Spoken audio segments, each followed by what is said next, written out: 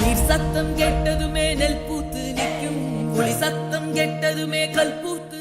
I immediately messaged him and texted him and said that how do you do it? How do you get this kind of freshness in every single score of yours? Truly a kind of a path-breaking way to represent that era, that essence of that film.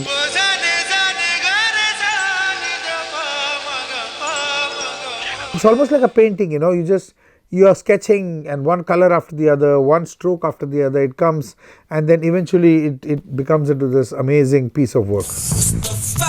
Mustafa, don't worry, Mustafa. Either a person is very musically thorough or a person is very technically thorough. When a person is thorough in both these aspects, that is when an A.R. Rahman happens. Tracking milestones of an incredible journey spanning 30 years. Rahman Music Sheets. Hi friends, how about finding a top take? A wow factor in this episode. Do watch it till the end to grab this harmonic moment of the day.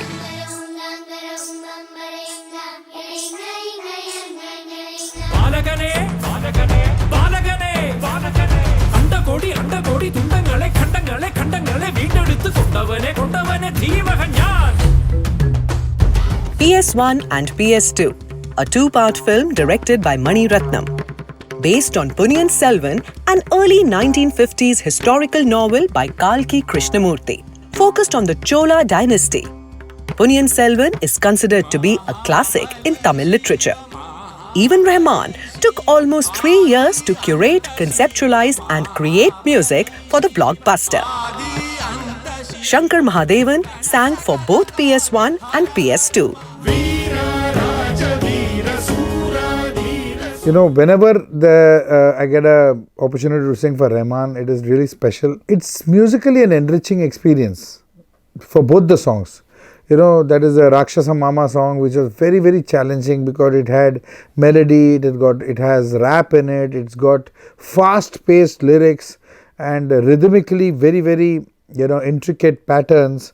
So I really enjoyed singing that. And Veera Raja, which is truly a kind of a path-breaking way to represent that era, that essence of that film, and the whole idea is so fresh. It's like a Drupad, and I really enjoyed singing that. And the lyrics, the melody, the rhythm, it's a complicated rhythm cycle. It's in 5/4. I really enjoyed singing that, and and I hope the people also have loved it. Sir, as a very successful and an established composer yourself, how would you evaluate the music of PS1 and PS2?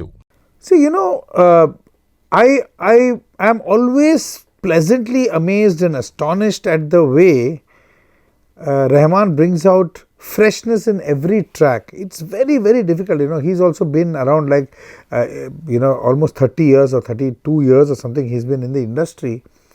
And the minute I heard that first Ponniyin song from PS1, I immediately messaged him and texted him and said that how do you do it? How do you get this kind of freshness in every single score of yours? It's really, really challenging. And at the same time maintaining the aesthetics, maintaining the essence, maintaining the era of the film and sanctity. And of course, he's working with his favorite Mani Ratnam, and keeping that he's got a big baggage of super hit music for all his films.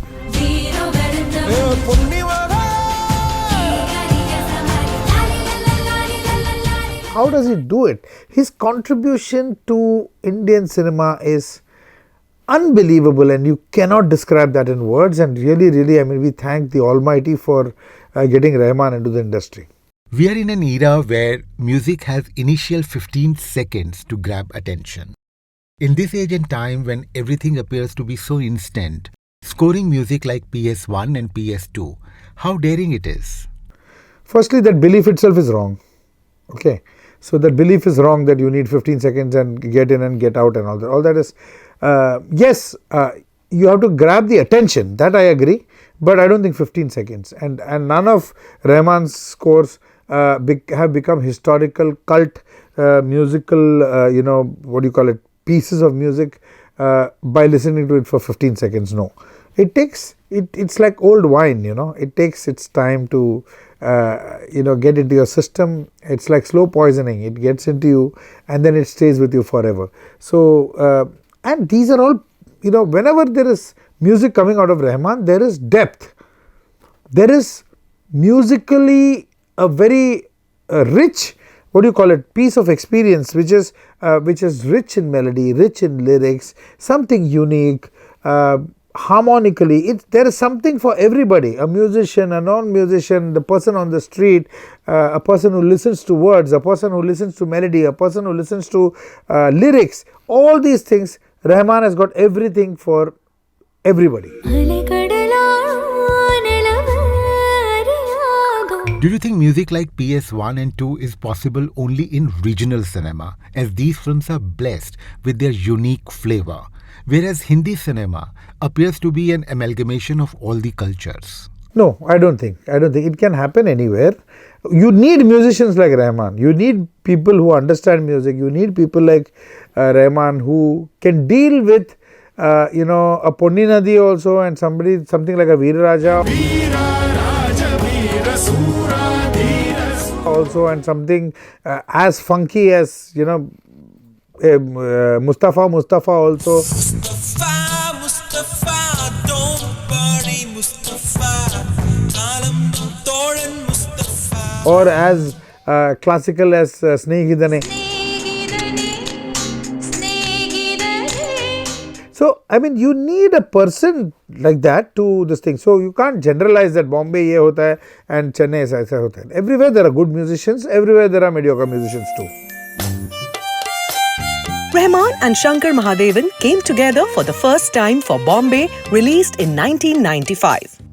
Shankar sang Alaps for its background score.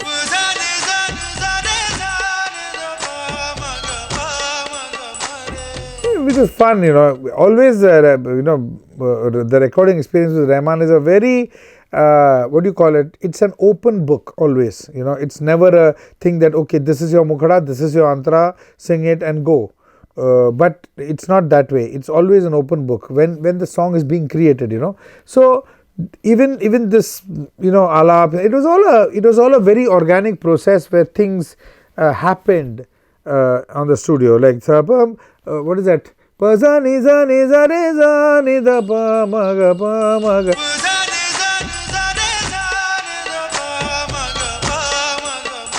sargam and the alap, and it was just an extension of what can we do, it was a background score that he was doing, what looks good. So I said, shall I try this, we tried that, gave him various options, and then eventually he goes and decides. It's a very, what do you call it, it's almost like a painting, you are sketching, and one color after the other, one stroke after the other, it comes, and then eventually it becomes into this amazing piece of work.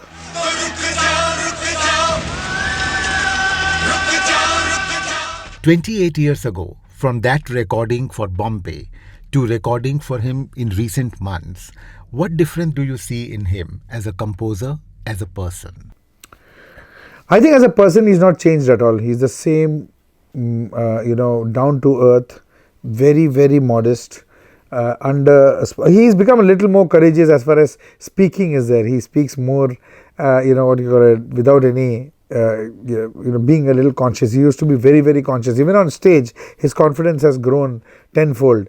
But otherwise, as a person, he's the same lovely Rahman, the same modest Rahman, the same God-fearing Rahman, and the same, musically charged up, even now. So that is what is very, very special about him.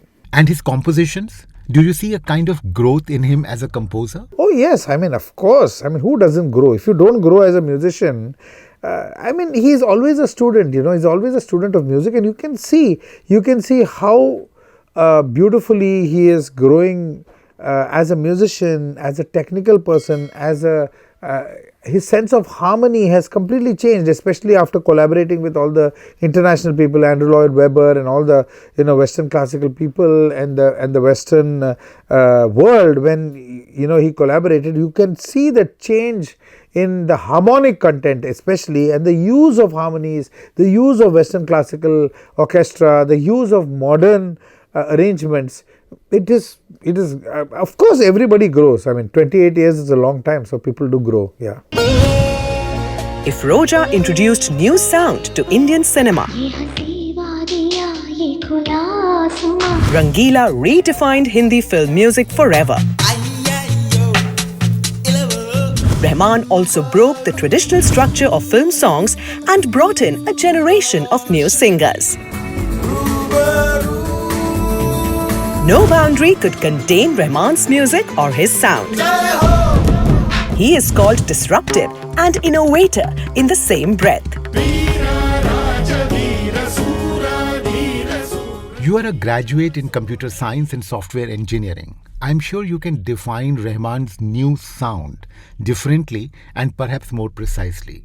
See, what happens is, firstly, even Rahman is just like Shankar Ehsaan Loy. Rahman is also from the advertising industry. That is where he's got his, his I wouldn't say training, but experience. In 30 seconds you have to tell a story when you do an ad film. So the training and the experience is from the ad industry, and what happens is, when either a person is very musically thorough, or a person is very technically thorough. When a person is thorough in both these aspects, that is when an A.R. Rahman happens.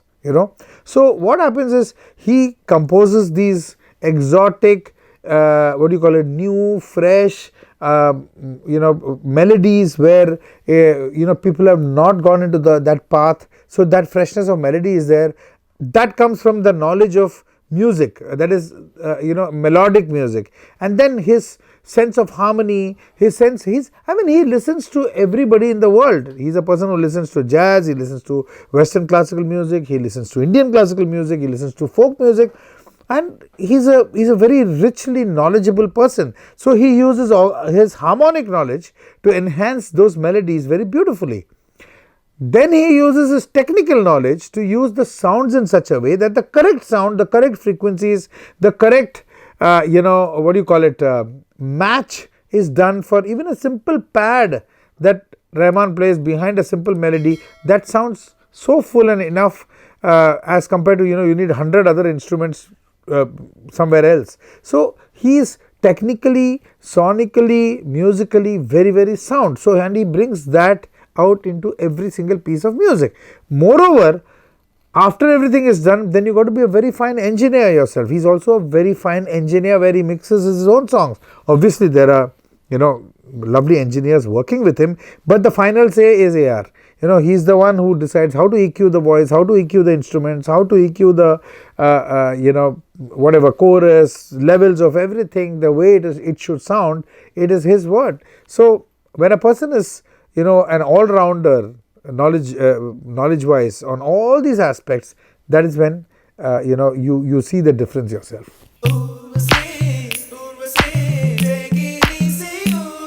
After Bombay, the association between Rahman and Shankar Mahadevan flourished over many film tracks. With untold stories behind those iconic songs, in our next episode, Shankar Mahadevan will continue. Stay with us. Whenever there is music coming out of Rahman, there is depth, which is rich in melody, rich in lyrics. A musician, a non-musician, the person on the street, a person who listens to words, a person who listens to melody, a person who listens to lyrics, all these things, Rahman has got everything for everybody. Do you agree that this indeed was the moment of the day?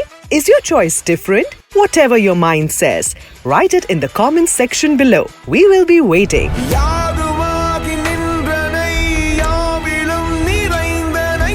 Subscribe to our YouTube channel, press the bell icon and stay entertained.